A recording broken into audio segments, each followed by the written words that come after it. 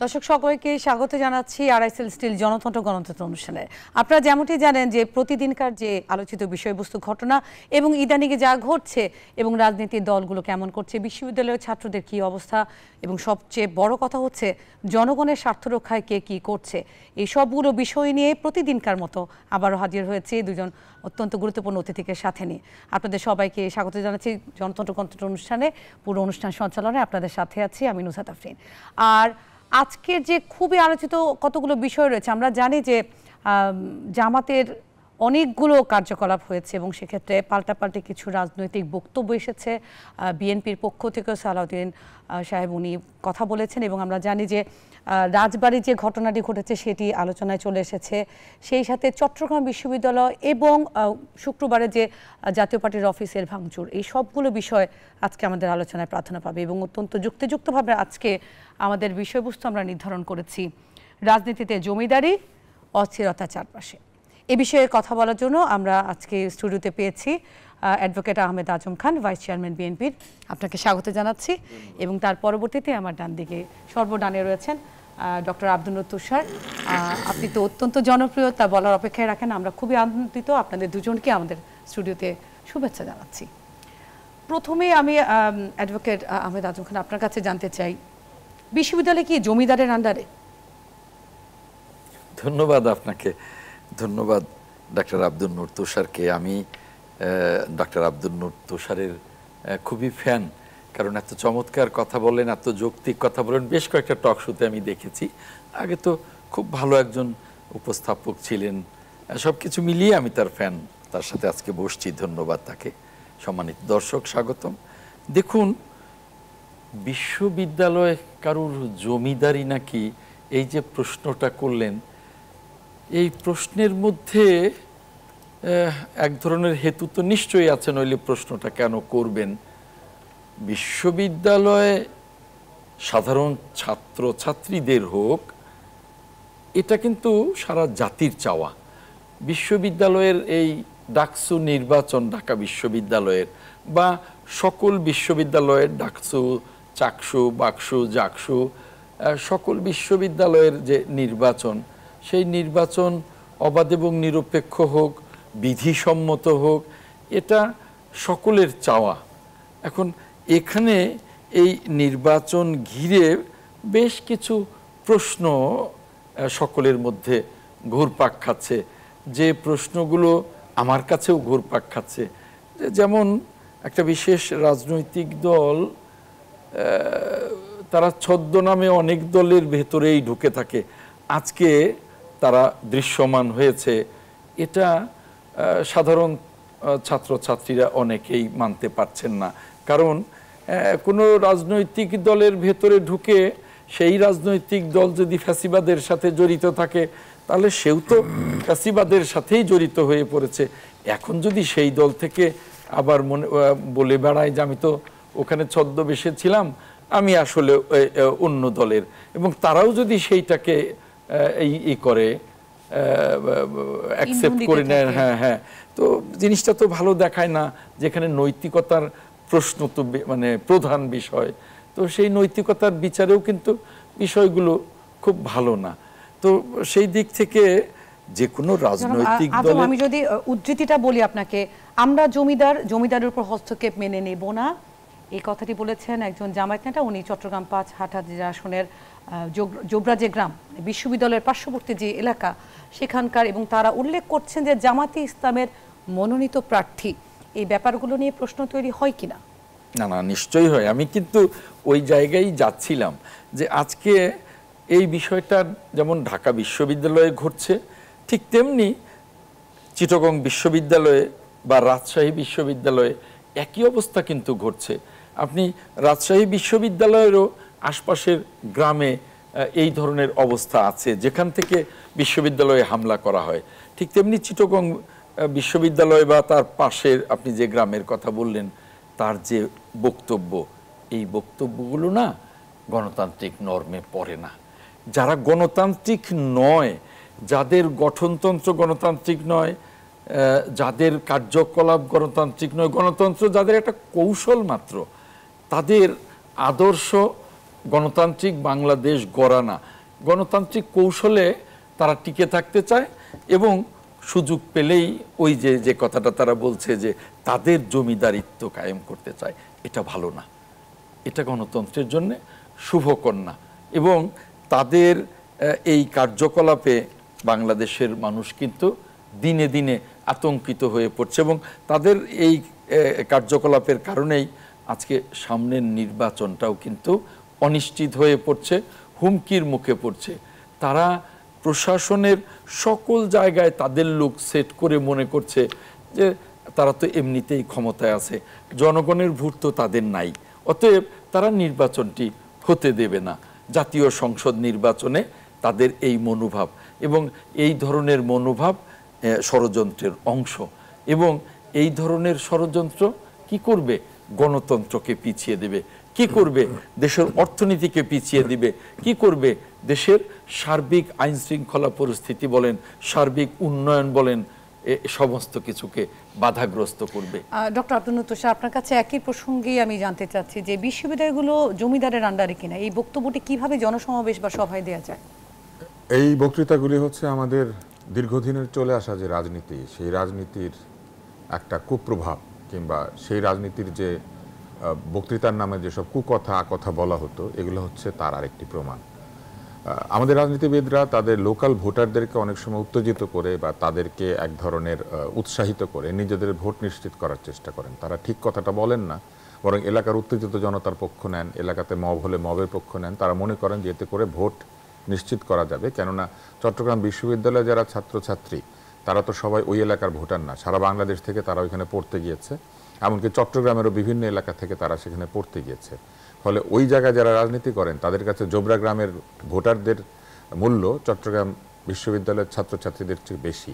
এবং এই যে রাজনৈতিক পক্ষপাত, রাজনৈতিক অবিচার, রাজনৈতিক একটি দলে থাকার কারণে এই যে অবিচারকের মুক্ত বক্তব্য প্রদান করা, এইগুলি হচ্ছে আমাদের পুরনো রাজনীতি, যে রাজনীতিটা বদল হবে বলে আমরা ভেবেছিলাম এই আন্দোলন সংগ্রামের ভেতর দিয়ে। কিন্তু আমরা লক্ষ্য করলাম যে আমাদের তরুণরা যতই বলুক বা যতই চেষ্টা করুক বা তারা মুখে যেটাই বলুক, বৃদ্ধদের কোনো পরিবর্তন হয় না এবং তারা সে আগের রাজনীতিতেই থাকার চেষ্টা করছেন।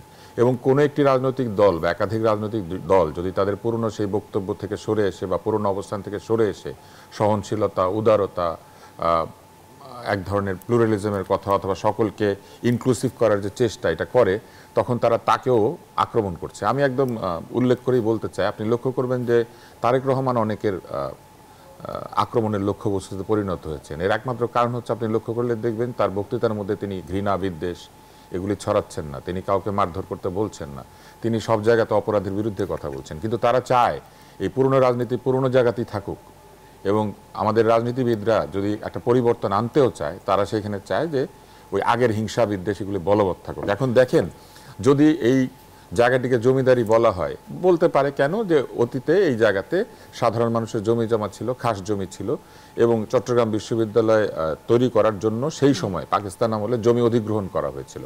কিন্তু অধিগ্রহণকৃত জমি যদি কারো জমিদারি হয়ে থাকে, তাহলে তো আমাদের এয়ারপোর্ট কারো জমিদারি, আমাদের ঢাকা বিশ্ববিদ্যালয়ের নবাবদের জমিদারি, আমাদের ভাওয়াল এবং গাজীপুর অঞ্চলে বহু জমি আছে যেগুলি ভাওয়ালের রাজার জমিদারি, এবং আমাদের এই বাংলাদেশে নবাব সিরাজউদ্দৌলার বিলি বন্টন করা বহু মনসবদারির জমি আছে, তার মানে নবাব সিরাজউদ্দৌলার বংশ জমিদারি।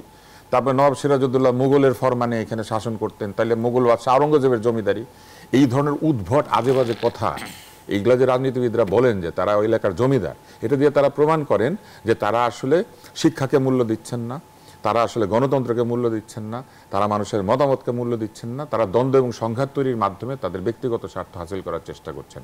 এতই যদি জমিদারি তাদের থেকে থাকে এবং তারা যদি জমিদারি হয়ে থাকেন, আল্লাহর ওয়াস্তে সেই জমিগুলা তারা দান করেন না কেন? ভালো কাজে সেই জমিগুলা ব্যবহার করতে দেন না কেন? জমিদারি আছে বলে একজন আরেকজনকে মারামারি কাটাকাটি করবেন? জমিদারের কাজ কি মারামারি কাটাকাটি করা, নাকি জমিদারের কাজ হচ্ছে তার জমিদারিতে শান্তি তৈরি করা? দুনিয়াতে যত জমিদার পপুলার হয়েছেন, জমিদারদের নাম ইতিহাসে লেখা আছে, আমাদের 12 ভূঁইয়াদের কথা লেখা আছে আমাদের ইতিহাসে। এরা কি করেছেন? মারামারি কাটাকাটি করেছেন নাকি সুশাসন কায়েম করেছিলেন? এই 12 ভূঁইয়া, ইসা খাঁ থেকে শুরু করে প্রতাপাদিত্য, এদের যে এত নাম, এই নামের কারণ কি? কারণ হচ্ছে তারা সুবিচার কায়েম করেছিলেন, সুবিচার করার চেষ্টা করতেন। অবিচারক কি করে জমিদার হয়? আর জমিদার হলেও সে একজন অত্যাচারী জমিদার। কিন্তু এই যে একটি বক্তব্যের কারণে পুরো এলাকার সাথে চট্টগ্রাম বিশ্ববিদ্যালয়ের ছাত্রছাত্রীরা বিভিন্ন জায়গায় আন্দোলন করলো, একটা সহিংসতার দিকে আমরা চলে গেলাম, স্থানীয়দের সাথে ছাত্রছাত্রীদের সংঘর্ষ হচ্ছে, এই ব্যাপারগুলো হঠাৎ করে কেন উস্কে দেওয়া হচ্ছে? এটা কি নির্বাচনকে বাধাগ্রস্ত বা কোন একটা সম্পূর্ণভাবে দেশ যাতে গণতন্ত্রের পথে যেতে না পারে একদল লোক সেই চেষ্টা করছেন। দ্বন্দ্ব, সংঘাত, বিদ্বেষ, হানাহানি এগুলিকে যদি টিকিয়ে রাখা যায় তাহলে তারা বলতে পারবেন দেশে নির্বাচনের পরিবেশ নাই, এবং তারপরে তারা বলবেন নির্বাচন করেন না, আসেন আমরা যেভাবে চালাচ্ছিলাম সেভাবেই চালাই। কারণ দেশ এভাবে চললে পরে কিছু মানুষ তার ব্যক্তিগত স্বার্থ হাসিল করতে পারে। দেশে গণতন্ত্র আসা মানেই হচ্ছে জনগণের শাসন কায়েম হওয়া, এবং জনগণের শাসন কায়েম হওয়া মানেই হচ্ছে জনগণ বিভিন্ন জায়গাতে প্রশ্ন করতে পারবে, জনগণ তাদের দাবি দাওয়া পেশ করতে পারবে, যাদেরকে তারা ভোট দিয়েছে তাদেরকে তারা জবাবদিহিতা চাইতে পারবে। কিন্তু এইভাবে যদি দেশ চলে তাহলে কে কার কাছে জবাবদিহিতা চাইবে? প্রত্যেকেই দাবি করবে আমরা এসেছি অনেক ম্যান্ডেট নিয়ে, আমরা এসেছি অমুকের সমর্থনে, অমুকে আমাদের নিয়োগকর্তা, তমুকে আমাদের ডিজাইনার। এইসব দিয়ে তো বাংলাদেশ চলতে পারে না।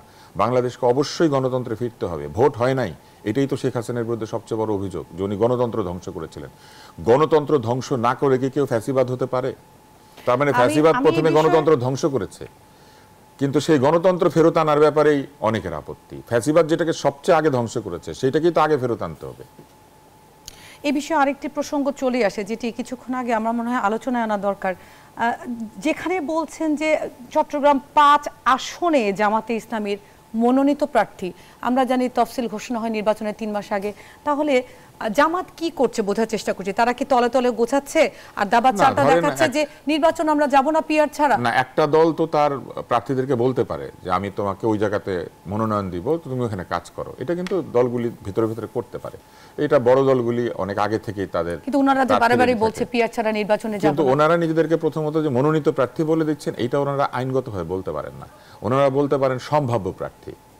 কেননা ঠিক নির্বাচনের আগের দিনও যে জামাত তার মন পরিবর্তন করবে না, অন্য কাউকে নমিনেশন দিবে না, এটা তো আমরা বলতে পারি না। বা নমিনেশন দিলে যে নমিনেশন ভ্যালিড হবে, নির্বাচন কমিশন সেটা বৈধতা প্রার্থীকে দিবেন, এটা তো আমরা জানি না। ফলে বক্তব্যটা বেআইনি। বক্তব্যটা হতে হবে যে সম্ভাব্য মনোনয়ন পেতে পারেন এমন ব্যক্তি। আপনিও কি একই মত পোষণ করছেন যে আমরা আসলে যেভাবে, এবং এটা একবার না কয়েক জায়গায় তারা একই বক্তব্য, এবং ইসলামী ছাত্র শিবিরের থেকে যারা বলেছেন উনিও কিন্তু বলেছেন যে আমরা দুঃখ প্রকাশ করছি আমাদের মনোনীত প্রার্থী, এই শব্দই চয়ন করেছেন। পিআর শব্দটাও ঝামেলা। আপনি দেখবেন যে শুরুতে এই নিম্ন কক্ষ এবং নিম্ন কক্ষের পিআর এটা নিয়ে কোনো শব্দই ছিল না। এই দলগুলি অনেকেই বুঝতে পারছে যে নিম্ন কক্ষে তারা নির্বাচনে গেলে তাদের প্রত্যাশিত ফলাফল তারা অর্জন করবে না, এবং এই গত 11-12 মাসে তারা যে আচরণ করেছে বা যে ধরনের অ্যাটিটিউড শো করেছে বিভিন্ন জায়গাতে ভোটারদের সাথে, ভোটাররা তাদের মন পরিবর্তন করে ফেলবে। ফলে তারা এককভাবে দাঁড়িয়ে তাদের মার্কায় এই সরাসরি ভোটে জিতে আসতে পারবে না। সেই কারণে তারা এখন পিআরের জন্য অস্থির হয়ে উঠেছে, কারণ তারা ক্ষমতার কেকের টুকরাটা চায়, ক্ষমতার ভাগবাটোয়ারা চায়, এবং সেই ভাগবাটোয়ারা তারা একটা ক্যালকুলেশনের ভিতর দিয়ে চায়। জনগণের সরাসরি ভোটে দাঁড়িয়ে ভোট নিয়ে আসার যে সাহস এবং যে দক্ষতা যোগ্যতা সেটা না থাকার কারণে তারা এখন হিসাবের মারপ্যাচের মধ্যে দিয়ে এক ধরনের ক্ষমতায় আসার চেষ্টা করছে, এবং তারা বলার চেষ্টা করছে যে এইভাবে যদি না হয় তাহলে দেশে গণতন্ত্র কায়েম হবে না। সরাসরি ভোটের যে নির্বাচন হয় এবং বাংলাদেশের সংবিধান এবং নির্বাচনের নিয়ম অনুযায়ী সেইটাকে নিজেদের ইচ্ছা মতো বদলে দিয়ে নিম্নকক্ষে পিআর চালু করার যে চেষ্টা, এটা আসলে নির্বাচনকে ক্ষতিগ্রস্ত বা বাধাগ্রস্ত করার একটা প্রক্রিয়া। আপনার কাছে আসতে যাচ্ছে। দেখুন, খুব চমৎকার কথা বলছিলেন, আমি খুব মনোযোগ দিয়ে শুনছিলাম, আর চমৎকার কথা বলেন উনি। তো আমি ওনার সাথে একটু যোগ করব। উনি বলছেন যে তরুণরা যতই বলুক বৃদ্ধদের পরিবর্তন হয় নাই। আমি কিন্তু এখানে একটু হতাশাই ব্যক্ত করতে চাই যে তরুণরা জুলাই অগাস্টের এই অভ্যুত্থানে অনেক বড় ভূমিকা পালন করেছে, একবারে সামনের সারিতে নেতৃত্ব দিয়েছে, সেই তরুণদের আচরণও কিন্তু খুব হতাশাজনক। তাদের সার্বিক আচরণ, তাদের দল, তারা যে ধরনের কথাবার্তা বলছে, যে ধরনের মফ তৈরি করছে, যে ধরনের যাদের সাথে অ্যালায়েন্স করবার চিন্তা বা চেষ্টা করছে, আমরা যা দেখছি, তাতে করে আমার মধ্যে কিন্তু এই তরুণদের নিয়েও হতাশা আছে। আর যারা জমিদার বলছেন নিজেদেরকে, তারা রাজনৈতিক, গণতান্ত্রিক রাজনৈতিক কর্মী নয়। তারা কোনো বিশেষ আদর্শের, যে আদর্শ বাংলাদেশের রাজনীতিতে যে আদর্শ মোটেও উপযোগী নয়, সেই আদর্শের তারা ধ্বজাধারী। আমি রাজনৈতিক কর্মী বলবো না, আমি ধ্বজাধারী বলবো। এবং তারা কিন্তু সমাজ এবং রাষ্ট্রের জন্যে কল্যাণকর নয়। কাজেই জমিদারিত্ব তারা আবার যদি রাজনীতিতে ফিরিয়ে আনতে চান তাহলে জনগণের কাছে তাদের কোনো সমর্থন থাকবে না, যেমনি ৭১-এ ছিল না। যেমনি ৭১-এ স্বাধীনতার প্রশ্নে ৭.৫ কোটি মানুষ একাট্টা হয়ে গিয়েছিল, তারা এই অল্প কিছু সংখ্যক লোক দাঁড়িয়েছিল বিপরীতে, কিন্তু হালে পানি পায়নি, তারা পরাস্ত হয়েছিল। তো কাজেই আমি মনে করি না যে তারা এই জমিদারিত্ব আদৌ প্রতিষ্ঠা করতে পারবে। রাজনৈতিক জমিদারিত্ব তারা চায়, যেমনি আমরা রাজনৈতিক জমিদারিত্ব চাই না। আমরা রাজনীতির ক্ষমতাটাকে জনগণের ক্ষমতায়নে নিয়ে যেতে চাই, খুব পরিষ্কার কথা। আর ওই যে পিয়ারের কথাটা বললেন, আমার কাছে খুব হাসি পায়। একদিকে বললেন আমরা পিয়ার চাই, আরেকদিকে সব জায়গায় নমিনেশন দিয়ে দিয়েছেন। এবং যেটা ডাক্তার সাহেব বললেন খুব চমৎকার, যে এটা তো তফসিলের আগে দেওয়া যায় না, বলতে পারে সম্ভাব্য প্রার্থী।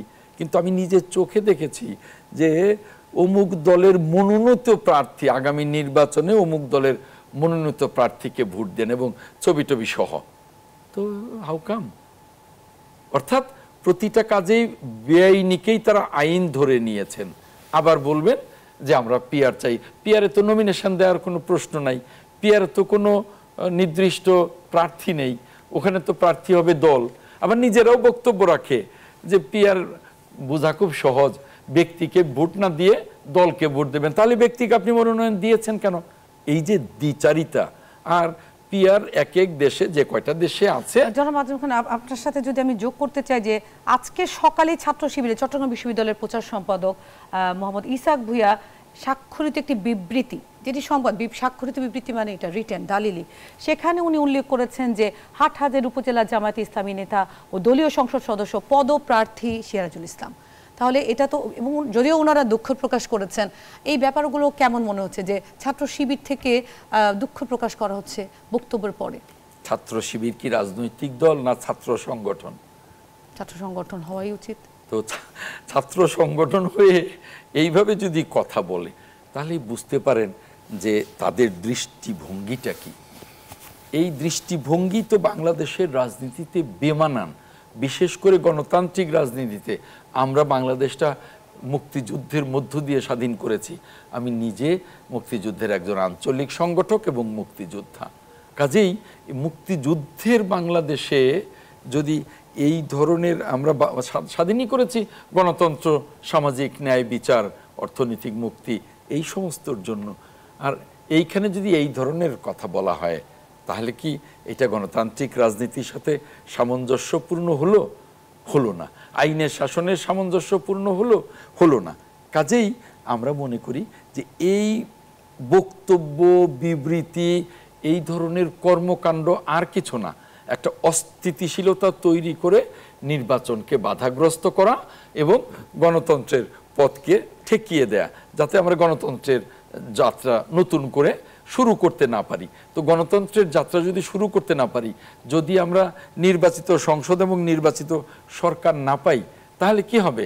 তাহলে এই যে দেশীয় বিনিয়োগকারীরা, বিদেশি বিনিয়োগকারীরা এই যে অপেক্ষা করছে দেশে বিনিয়োগের জন্য, এখনো কিন্তু বিনিয়োগ শুরু হয়নি। তার মানে বিনিয়োগ বন্ধ আছে, ব্যাংকিং ব্যবস্থা স্থবির আছে, আইন শৃঙ্খলা পরিস্থিতি স্থবির আছে। আরও যদি এই ধরনের মব সৃষ্টি করে বা তাদের কিছু অদৃশ্য ইন্ধনের কারণে যদি অস্থিতিশীল পরিবেশ ওই চিটং ইউনিভার্সিটির মতো, রাজশাহী ইউনিভার্সিটির মতো, কৃষি ইউনিভার্সিটির মতো এই নানান জায়গায় যদি এগুলো হয়, তার মানে তারা চায় যে এগুলো করে নির্বাচনটাকে বন্ধ করে দেয়। নির্বাচনটা বন্ধ হয়ে গেলে তাহলে আমরা গণতান্ত্রিক অগ্রযাত্রা বন্ধ করলাম, ঘোলা পানিতে আমরা যদি মাছ শিকার করতে পারি। এগুলো তো দেশের জন্য কল্যাণকর না। তারা জিততে পারে, কিন্তু হারবে তো দেশ, হারবে তো গণতন্ত্র, হারবে তো আমাদের দেশের সমৃদ্ধির সুপান, হেরে যাবে। আমাদের আরো কিছু প্রসঙ্গ রয়েছে, এই মুহূর্তে একটা বিরতিতে যাচ্ছি, বিরতির পর আবার আলোচনা করছি। দর্শক, আপনারা দেখছেন আরআইএসএল স্টিল গণতন্ত্র। একটা বিরতি নিয়ে ফিরছি কিছুক্ষণ পর।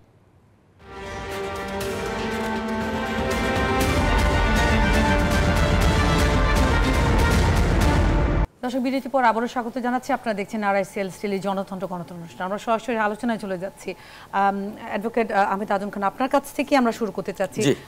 একটা বিষয় বোঝার চেষ্টা করছি যে হঠাৎ করে এতগুলো সহিংসতার ঘটনা, যেটা আপনি উল্লেখ করেছিলেন বিরতির আগে, আমরা রাজবাড়ির গোয়ালন্দের যে এক ধরনের ঝড়, মব, অনেক কিছু আমরা মব বলি, ঝড় বলি, মবের যে সংস্কৃতি সেটা তো আগেও ছিল। তাহলে এখন হঠাৎ করে এই যে নুরুল হক তার কবর তুলে তারপর আবার পুরানোর ঘটনা, এই ঘটনাগুলোকে কিভাবে ব্যাখ্যা করবেন? দেখুন, মব আগে কি রকম পরিস্থিতিতে ছিল বা কি পর্যায়ে ছিল আর এখনকার মব কি পর্যায়ে, এটা কিন্তু আপনাকে বুঝতে হবে। এর প্রেক্ষাপটই আলাদা, এখনকার মব আর আগের মব। এখনকার মব হলো একবারে আইন হাতে তুলে নেয়া। মব এক জিনিস, মুভমেন্ট আরেক জিনিস। আগে যে মুভমেন্টটা ছিল আর এখনকার মব এক না। এটা একেবারে আইন হাতে তুলে নেয়া, একটা দেশের আইন হাতে তুলে নেয়া, কিন্তু দেশের আইন শৃঙ্খলা বাহিনীকে বা আইনকে বৃদ্ধাঙ্গুলি দেখানো। এই যে ইয়ের ঘটনা, রাজবাড়ির ঘটনাটা, এটা কিন্তু আমি নিজে একজন মুসলমান, আমি মনে করি না যে ইমাম মাহদি চলে এসছে। কোনো পাগল ছাগল এই ধরনের কথা বললেই সেটা হয়ে গেল না। কিন্তু তাই বলে একজন মারা যাওয়ার পরে তারপরে তার কবরের যে ইগুলো, মানে দৃশ্যাবলীগুলো, যেটা ইয়ের মতো করে তৈরি করা হয়েছিল মক্কা শরীফের মতো, সেটাও কিন্তু প্রশাসন করে দিয়েছে। তারপরে এই কবর থেকে লাশ তুলে সেই লাশকে পুড়িয়ে মেরে তারপরে সেই লাশের উপরে নির্যাতন করা, পুরা লাশের উপরে, এগুলো তো এক ধরনের পৈশাচিকতা। এটা তো কোনোভাবেই গণতান্ত্রিক সমাজে কাম্য নয়। গণতান্ত্রিক সমাজের মূল জিনিসই হলো আইনের শাসন এবং ধৈর্য ধারণ। এটা আইনের উপরে ছেড়ে দেওয়া ভালো, যে আইন কি পদক্ষেপ নেয় সেটা দেখবে, সেটা আইন দেখবে। আপনি যেহেতু আইনের প্রসঙ্গটি তুললেনই, তাহলে এই পর্যায়ে আব্দুল নতুন আপনাকে জানতে চাচ্ছি, একটা অভিযোগ আমরা বেশ কয়েকদিন ধরেই করছি যে আইন শৃঙ্খলা বাহিনীর, এবং এটা গত বছর থেকে এই জুলাইয়ের একটা বড় প্রশ্ন ছিল যে পুলিশ বাহিনী বা আইন শৃঙ্খলা বাহিনীর দায়িত্বে যারা রয়েছেন তাদেরকে আসলে শক্তিশালী করা বা একীভূত করা যাচ্ছে না কেন? প্রথম বিষয় হচ্ছে, পুলিশ বাহিনী তো আগের পুলিশ বাহিনী আছে, আমরা তো আর সকল পুলিশকে বাদ দিয়ে দিতে পারি নাই, পারবো না, এটা হয় না। এবং পুলিশ বাহিনীতে এক একজন লোককে যোগ দেওয়ানোর জন্য দীর্ঘ ট্রেনিংয়ের বিষয় আছে। বিশেষ করে যারা অফিসার, তাদেরকে তো অত্যন্ত কঠিন ট্রেনিংয়ের ভিতর দিয়ে যেতে হয়। পুলিশের অফিসার তো আর রাতারাতি তৈরি হয় না, আজকে চাকরি দিলাম কালকে অফিসার হয়ে গেল। পুলিশ আদেশের বলে চলে। পুলিশকে ঊর্ধ্বতন কর্তৃপক্ষ যে আদেশ করবেন পুলিশ সেটা মেনে চলবে, এটাই হচ্ছে পুলিশের ম্যান্ডেট। পুলিশকে যদি প্রশাসন, যারা পুলিশকে নিয়ন্ত্রণ করেন, তারা যেভাবে নির্দেশ দেবেন পুলিশ সেটা পালন করবে। বিশেষ করে যারা জুনিয়র পুলিশ, অর্থাৎ যারা অফিসার না, এরকম যারা, তাদেরকে তো অফিসারদের নির্দেশ মেনে চলতে হয়। এবং বিসিএসে যারা অফিসার হয়ে আসেন তাদের কথা তাদের অধস্তনরা তারা মেনে চলেন। পুলিশের একটা হায়ারার্কি আছে। পুলিশকে এম্পাওয়ার করতে গেলে যেটি করতে হবে সেটা হচ্ছে, পুলিশকে যারা নিয়ন্ত্রণ করেন, অর্থাৎ যারা সরকার পরিচালনা করছেন, স্বরাষ্ট্র মন্ত্রণালয় পরিচালনা করছেন, তাদেরকে, পুলিশকে একই সঙ্গে মনোবল, সাহস এবং যা কিছু ইকুইপমেন্ট, এই সব কিছু সরবরাহ করতে হবে। পুলিশের আইনসঙ্গত সকল কর্মকাণ্ডকে সমর্থন করতে হবে এবং বেআইনি কোনো কর্মকাণ্ড হলে সেটার জন্য তিরস্কার অথবা শাস্তিও দিতে হবে। অর্থাৎ পুলিশ যে আইনের বলে পরিচালিত হয়, সে আইনটাকে সঠিকভাবে ব্যবহার করতে হবে। কিন্তু আমরা লক্ষ্য করছি পুলিশকে এখনও রাজনৈতিক দৃষ্টিভঙ্গিতেই দেখা হচ্ছে। বিভিন্ন জায়গাতে বলা হচ্ছে এই পুলিশ ওই দোষর, ওই পুলিশ এই দোষর, উনি সেইটা করেছিলেন, উনি সেটা করেছিলেন। 16 বছরের একটি স্বৈরাচারী শাসনের মধ্যে যারা পুলিশে চাকরি করেছেন তাদের সকলকেই কখনো না কখনো স্বৈরাচারের আদেশ নির্দেশ তামিল করতে হয়েছে। এখন যদি কেউ বলে সব পুলিশ কেন চাকরি ছেড়ে দিল না, তো 16 বছর আগে ধরেন সব পুলিশ চাকরি ছেড়ে দিলে এই 16 বছরে কি হইতো, তাই না? তো পুলিশ, আমি মনে করি, জনগণের বন্ধু, এবং পুলিশ যে জনগণের বন্ধু, এই বিষয়টিকে পুলিশকে যেমন বিশ্বাস করাতে হবে, একইভাবে জনগণকেও পুলিশের প্রতি শ্রদ্ধাশীল হইতে হবে। পুলিশের পোশাক মানে হচ্ছে রাষ্ট্রীয় একটা পোশাক, এবং পুলিশ হয়ে যদি কেউ আমার সামনে দাঁড়ায়, তাহলে এই রাষ্ট্রীয় পোশাককে এবং রাষ্ট্রীয় নিয়মকে আমাদের সম্মান করতে হবে, কারণ পুলিশ রাষ্ট্র দিয়ে ক্ষমতায়িত হয়। সাবেক পুলিশ প্রধান নুরুল হুদা উনি বলেছেন যে আরও কঠোর যদি করানো হয় এই যে পরিস্থিতিগুলো সামাল দেওয়াটা কঠিন হবে। কিন্তু আমরা যেমনটি দেখলাম পুলিশ যখন কঠোর হয় তখন পুলিশের সমালোচনাও হচ্ছে, যেহেতু গত বছরের যে অভিজ্ঞতা সেই অভিজ্ঞতা জনগণের মন থেকে বা ছাত্র সমাজের মন থেকে মুছে ফেলাটা মনে হয় চ্যালেঞ্জিং। আপনি কি মনে করছেন? না, আমি মনে করি যে পুলিশ, ফ্যাসিবাদের পুলিশের যে অ্যাটিটিউড ছিল এখনকার পুলিশের সেই অ্যাটিটিউড নাই, কিন্তু এত দুর্বল হলে হবে না। পুলিশকে পুলিশিং করতে হবে। পুলিশিং ছাড়া কিন্তু, যেমন ধরুন এই একটা সিগন্যাল দিয়ে সিগন্যাল চলছে, সেখানে একদল সিগন্যাল ভায়োলেট করে যাচ্ছে, সেখানে যদি পুলিশ দাঁড়ায় না, যাওয়া যাবে না, গেলে 200 টাকা 500 টাকা জরিমানা হবে, তখন তো পুলিশকে বলা যাবে না যে পুলিশ তো হাসিনার আমলের মতো অত্যাচার করছে না। এইটুকু শৃঙ্খলা যদি না ফিরে আসে তাহলে ওখানে 5টা অ্যাক্সিডেন্ট হয়ে যাবে। অতএব পুলিশকে অবশ্যই স্ট্রং হইতে হবে এবং পুলিশের পুলিশিং থাকতে হবে। এত দুর্বল হলে চলবে না। একটা থানায় এখন থানা পুলিশ ভীষণ দুর্বল, এই থানা পুলিশকে আরও শক্তিশালী হইতে হবে, নইলে কিন্তু একটা উপজেলাকে তারা নিয়ন্ত্রণ করতে পারবে না। উপজেলার পরিস্থিতি, আইন শৃঙ্খলা পরিস্থিতির অবনতি ঘটবে, এটা কিন্তু বেশিরভাগ জায়গায় দেখা যায়। এবং এই নির্বাচনকে সামনে রেখে, আপনি বলেননি তবু আমি বলে দিচ্ছি, সামনে রেখে একদল বলা শুরু করে দিয়েছে যে অনেক দিন দেখেছি তারা বিভিন্ন অকর্মের সাথে জড়িত, এই সেনাবাহিনীকে ব্যারাকে ফিরিয়ে নেওয়া হোক। এই যে কথাটা, এটাও কিন্তু ষড়যন্ত্রের অংশ মনে করি। কারণ সেনাবাহিনী আইন শৃঙ্খলা বাহিনীর মতো, অর্থাৎ পুলিশের মতো তারা কাজ করতে পারবে না, কারণ তারা এতে অভ্যস্ত না। সেনাবাহিনী যুদ্ধ করেই অভ্যস্ত, তাদেরকে মাঠে রেখে আইন শৃঙ্খলা ফেরানোর কাজ না, তারা করবেও না। এটা ঠিক আছে, সেনাবাহিনী ফিরে যাবে। আমি একটু শেষ করি। কিন্তু নির্বাচনের আগে সেনাবাহিনীকে ব্যারাকে ফিরিয়ে নেওয়া মানে এটা আরেক ধরনের অশনি সংকেত। নির্বাচন পর্যন্ত সেনাবাহিনীকে অবশ্যই থাকতে হবে এবং সেটা ম্যাজিস্ট্রেসি পাওয়ার নিয়েই থাকতে হবে, নইলে কিন্তু নির্বাচন আইন শৃঙ্খলা পরিস্থিতির অবনতির সম্ভাবনাই আছে। পুলিশ এবং মিলিটারি যদি সমন্বিতভাবে করেন, আমার মনে হয় বা সকলেই স্বীকার করবেন যে তাহলে এই নির্বাচন এবং স্বাভাবিক আইন শৃঙ্খলা পরিস্থিতি অনেকটাই নিয়ন্ত্রণে আসা সম্ভব হবে। জি বলুন। বিএনপির জ্যেষ্ঠ যুগ্ম মহাসচিব রুহুল কবির রিজভী আজকে যে বক্তব্যটি দিয়েছেন যে রাজবাড়ীতে দরবারের হামলায় এখানে আন্তর্জাতিক ষড়যন্ত্র দেখছেন, আন্তর্জাতিক ষড়যন্ত্রটা কেমন? আমরা কিন্তু আপনি কিন্তু ষড়যন্ত্রের কথাই বলছেন। আমরা কিন্তু একটা কথা বলে বেড়াই যে এই নির্বাচনকে সামনে রেখে দেশীয় এবং বিদেশি ষড়যন্ত্র আছে, যাতে পরিস্থিতি ঘোলাটে হয়, অস্থিতিশীল হয় এবং নির্বাচনটা না হয়। নির্বাচনটা না হলে কাদের লাভ? ষড়যন্ত্রকারীদের। কারণ নির্বাচনটা হলেই একটা নির্বাচিত সরকার, নির্বাচিত পার্লামেন্ট হবে এবং তখনই সকল কর্মকাণ্ডগুলো শুরু হবে। দেশের উন্নয়ন কর্মকাণ্ড, দেশের এবং বিদেশি বিনিয়োগ, ব্যাংকিং ব্যবস্থার উন্নতি, দেশের সমস্ত সাংবিধানিক প্রতিষ্ঠানগুলো উন্নয়নের জন্য কাজ করা, সংস্কার কর্মসূচিগুলোকে এগিয়ে নিয়ে যাওয়া, সমস্ত কাজগুলো চালু করা। এখন কিন্তু অনেক কাজই বন্ধ, যেমন বিনিয়োগ তো একেবারেই নাই, যেমন ব্যাংকের অবস্থা কিন্তু খুবই করুণ। এরকমভাবে অনেক কিছুই এখন করা যাচ্ছে না নির্বাচিত সরকারের অনুপস্থিতিতে। তো যারা নির্বাচনকে বাধাগ্রস্ত করতে চায়, তারা গণতন্ত্রকে বাধাগ্রস্ত করতে চায়, জনগণের ক্ষমতায়নকে বাধাগ্রস্ত করতে চায়। সেজন্যেই আজকে রুহুল কবির রিজভী যে বলছেন যে এই গোয়ালন্দের ঘটনায় বিদেশি হাত থাকতে পারে, অর্থাৎ বিদেশি গোয়ালন্দের ঘটনায় কেন হাত থাকবে?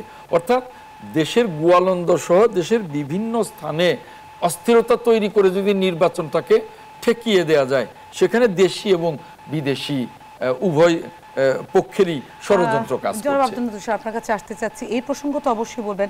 আর রিজভী সাহেব উনি আরেকটা কথা প্রশ্ন করেছেন, আমি এই প্রশ্নটার উত্তর আসলে বোঝার চেষ্টা করছি। তৌহিদি জনতার নামে কারা এই কাজগুলো করছে বা ষড়যন্ত্র করে তাদের কি লাভ? এটা আসলে অনেকেরই প্রশ্ন, কেননা মুসলিম মানি তো তৌহিদি, তাই না? তৌহিদ তো আসলে আমাদের বিশ্বাসের অন্তর্গত। তাহলে আলাদা করে তৌহিদি জনতা একটা মুসলিম দেশে, তার মানে কি বাকিরা তৌহিদি না? ব্যাপারটা তো তা নয়। আমাদের বিশ্বাস, আমাদের আকীদা, আমাদের যে মুসলিম যে রীতি, সেই রীতি বাংলাদেশের অধিকাংশ, আমি বলবো না, আমি মনে করি শতভাগ মুসলিমই সেটা করার চেষ্টা করেন, নইলে তো তিনি মুসলিম হতে পারলেন না। কই কতটুকু পারে না পারে সেইটা হচ্ছে পরের কথা, কারণ সকলের আচরণ বা সকলের আমল বা সকলের যা কার্যক্রম সেটা তার একই রকম হবে না, তাই না? কিন্তু এই যে কেউ যদি নিজেকে আলাদাভাবে তৌহিদি জনতা কিংবা অন্য কোনো ধরনের জনতা বলে দাবি করে, সেইখানেই কিন্তু আসলে বিভেদের বীজ রোপিত হয়, কারণ তারা তাদেরকে শ্রেষ্ঠ মনে করছেন আর অন্যদেরকে মনে করছেন যে তারা তাদের মতো নয়।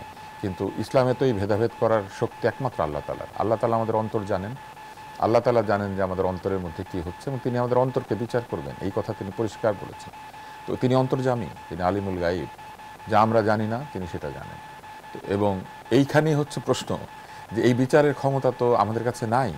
কে আসলে আল্লাহর প্রিয় বান্দা এবং কে প্রিয় না, এটা একমাত্র আল্লাহ তাআলাই জানেন। আমরা কিন্তু এই বিচারটা করতে পারি না। আমরা বিচার করতে পারি চুরি, ডাকাতি, ক্রিমিনাল কোর্টে বা দেওয়ানি আদালতে মানুষের দখল, এগুলা। আমরা কারো বিশ্বাসের বিচার করার অধিকার নাই, কারণ আমরা জানি না কার বিশ্বাস পোক্ত আর কারটা না। এখন ধরেন এই যে মৃতদেহ বিকৃত করা হচ্ছে, উহুদের যুদ্ধের পরে রাসূলুল্লাহ সাল্লাল্লাহু আলাইহি ওয়াসাল্লামের সহিহ হাদিস আছে মুসলিমে, যেখানে তিনি বলেছেন যে তোমরা মৃতদেহকে বিকৃত করো না। তিনি এই কথা বলেছেন চুক্তিকে রক্ষা করতে হবে, চুক্তিকে সম্মান করতে হবে। তিনি এই কথা বলেছেন যে লুটপাট যেন কেউ না করে, অর্থাৎ এই যে এই যে গনিমতের মাল যেটা বুটি, সেটা যেন কেউ চুরি না করে, লুটপাট না করে, ব্যক্তি স্বার্থে ব্যবহার না করে। এবং তিনি আরও একটা কথা বলেছেন যে যুদ্ধ সবসময় আল্লাহর রাস্তায় হইতে হবে। আল্লাহর রাস্তা মানে কি? আল্লাহর রাস্তা মানে হচ্ছে ন্যায় প্রতিষ্ঠার জন্য, তাই না? ব্যক্তিগত স্বার্থেও কিন্তু কোনো দিন এটা হতে পারে না। যেমন ভোট, এটা হচ্ছে আমার ব্যক্তি স্বার্থ, কিন্তু ভোটে কারচুপি হচ্ছে না, এইটা হচ্ছে সততা, যে আমি কারচুপি করতে দিচ্ছি না। এইটা হচ্ছে সেই রাস্তা যে আমি কাউকে চুরি করতে দিচ্ছি না, কিন্তু আমি যে জিততে চাই এটা কিন্তু আমার ব্যক্তিগত স্বার্থ। তো এইখানেই হচ্ছে ঘটনা, ব্যক্তিগত স্বার্থে আমি যে ভোটের লড়াই করছি এটা কিন্তু আমার ব্যক্তিগত যুদ্ধ, কিন্তু সেইখানে কারচুপি হচ্ছে না। এটা হচ্ছে সেই সততা, সেই সুবিচার যেটা ইসলাম বলেছে নির্দিষ্ট করতে। ফলে আমাদের এই সহজ ধর্মটাকে আমাদের কাছে এত কঠিন করে তুলে এই যে মৃতদেহ তুলে এনে তাকে জ্বালিয়ে দেওয়া বা মৃতদেহকে অসম্মান করা, এটা কিন্তু ইসলামে নাই। এবং আমাদের ইসলামে বারবার বলা হয়েছে যে আমরা যেন শুধু মৃতদেহকে শুধু না, এমনকি এটাও বলা হয়েছে যে এই যে আমরা বিভিন্ন সময় নির্যাতন করি, এই নির্যাতনও কিন্তু আমাদের ধর্মে নাই, আমরা নির্যাতন করতে পারি না। আমরা দেখেছি যে আমাদের সরকার নির্যাতন করেছে, আমাদের বাহিনীগুলি নির্যাতন করেছে। অর্থাৎ আপনি দেখেন যেই জায়গাগুলিতে প্রকৃত অর্থেই ধর্মাচরণ কায়েম করা উচিত ছিল, সেই ধর্মাচরণ আমরা কায়েম না করে আমরা কি করছি? আমরা আমাদের রাজনৈতিক উদ্দেশ্যে অস্থিরতা তৈরি করছে। এই কারণেই সম্ভবত রিজভী সাহেব এই কথাটা বলেছেন। আপনি অস্থিরতার কথা যেহেতু প্রসঙ্গ এনেছেন, বিরতি পরবর্তীতে আমরা নিশ্চয়ই অস্থিরতার যে ঘটনাগুলো নিয়ে সেটা আলোচনা করবো। দর্শক, আপনারা দেখছেন আরআইসিএল স্টিল জনতন্ত্র গণতন্ত্র, একটা বিরতি নিয়ে ফিরছি কিছুক্ষণ পর।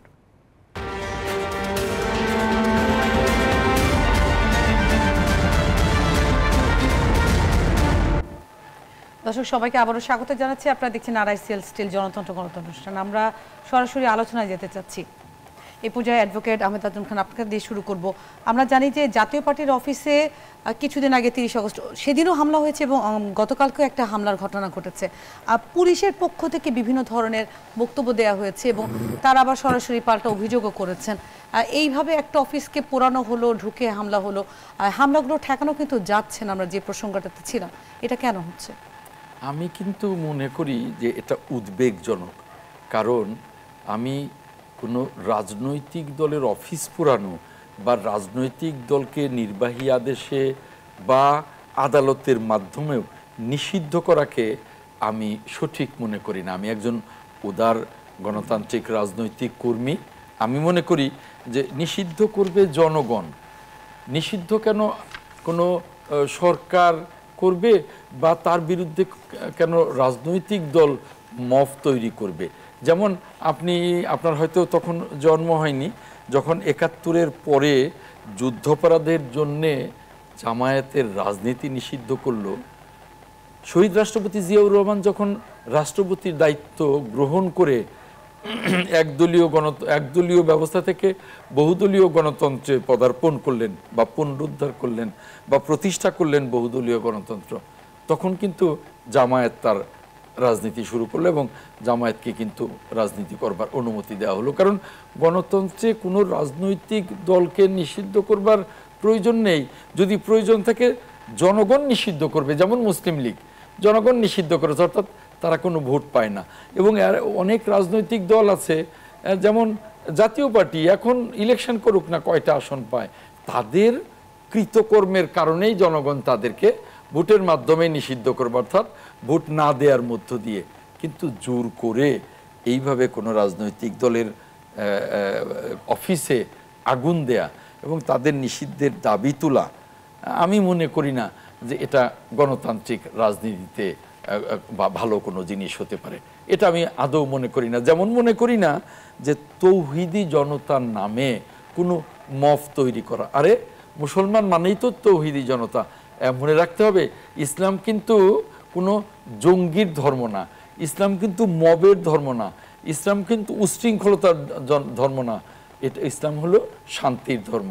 অতএব আমরা ইসলামকে যাচ্ছে তাই ব্যবহার করে যা খুশি তাই করব, আর এই লাশ এনে পুড়িয়ে মারব, এটা যেমন ইসলামেরই অবমাননা, শান্তির ধর্ম, এই শান্তির ধর্মকে অবমাননা, ঠিক তেমনি এই রাজনীতিতে, গণতান্ত্রিক রাজনীতিতে জোর করেই মফ তৈরি করে কারোর অফিস পুড়িয়ে দেব এবং সেই রাজনৈতিক দলকে নিষিদ্ধ করব, জনগণের কাছে এর বিচার দেওয়া উচিত।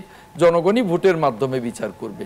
এইভাবে নিজের হাতে আইন তুলে নিয়ে নিষিদ্ধ করলে এটা গণতান্ত্রিক রীতিনীতি হতে পারে না। যে কারণেই শহীদ রাষ্ট্রপতি জিয়াউর রহমান জামায়াতের রাজনীতিও ফিরিয়ে দিয়েছিলেন 1978 সালে। দর্শক, আপনাদেরকে জানিয়ে রাখি যে আমরা আজকের আয়োজনে জামাতের পক্ষ থেকেও কাউকে পেতে চেয়েছিলাম এবং আমরা চেষ্টা করেছি, কিন্তু আজকে আমরা সন্ধ্যা বা রাত নাগাদ আসলে তাদের পক্ষ থেকে কোনো রেসপন্স পাইনি। আমরা পরবর্তীতে নিশ্চয়ই তাদের বক্তব্য আপনাদেরকে জানানোর চেষ্টা করছি। পর্যায়ে ডাক্তার আব্দুল নূর তুষার, আপনার কাছে একই প্রসঙ্গে জানতে চাচ্ছি, একটা তো বিশৃঙ্খল সৃষ্টি হচ্ছে, বা আমরা যেটা নিয়ে প্রসঙ্গে কথা বলছিলাম, অস্থিরতা কেন চারপাশে? এই অস্থিরতার একটি বড় কারণ হচ্ছে সরকারের নিয়ন্ত্রণহীনতা। আমরা এই সরকারকে যতটুকু শক্তিশালী হবেন বলে আমরা আশা করেছিলাম, তারা সেই শক্তিটা তারা দেখাতে পারেননি। কেননা সরকারকে যেটা প্রথমেই করা দরকার ছিল, সুবিচার নিশ্চিত করা দরকার ছিল। সরকার পক্ষপাত করবেন না, কারণ সরকার এবং বিচার ব্যবস্থা এই দুটি হচ্ছে মানুষকে তার জানমালের নিরাপত্তা দেয় এবং একই সঙ্গে সুবিচার নিশ্চিত করে। কিন্তু আমরা দেখেছি যে মব হয়েছে, কিন্তু যারা মবে আক্রান্ত হলেন তাদেরকে ধরে নিয়ে সন্ত্রাসের মামলা দেওয়া হচ্ছে। অথচ আমরা দেখেছি যে গালিগালাজ করছে কারা, কারা উত্তেজনা তৈরি করছে। তো এইটা তো এক ধরনের দৃশ্যমান অবিচার, সেটা আমরা লক্ষ্য করেছি।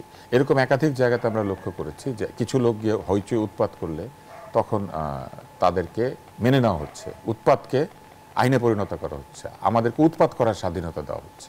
কিন্তু আমাদের তো উৎপাত করার কথা না।